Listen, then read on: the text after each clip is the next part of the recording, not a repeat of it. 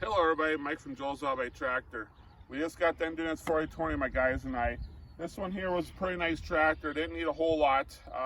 The sheet metal was really nice. The hood was way above average. The eyebrow in front was almost perfect. The fenders we had replaced, they're like normal, rusted through. The tractor restored probably about 20-30 years ago. So the paint was all faded and bleached out and stuff. So we stripped her all down, used our epoxy primers like always, and urethane paint on top. So she turned out pretty damn nice. I didn't need a whole lot of parts because the owner replaced parts over the years, but we did put American-made gauges in again. Obviously, the rubber parts were old and bleached and faded, so we put new rubber parts in.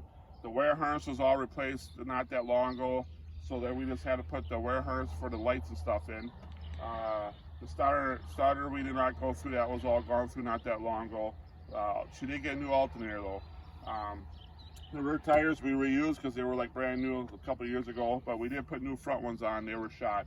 Our actually runs and purrs real good, so we didn't have to do any mechanical. The brakes, pedals, the plungers, the actuators, we want to call them, they were we rebuilt that all. But other than that, that's about the only mechanical we did on the old girl. She was pretty nice.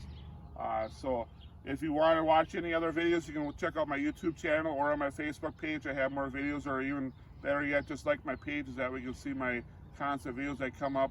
If you have any questions, you can give me a call at 920-894-2113 for booking any of your jobs. And I have a lot of other tractors I've done on my Facebook page at Joel's All-By Tractor, and my website's joelsalbytractor.com. For any other history of us or any other information. So give us a call for any restoration needs. Thank you.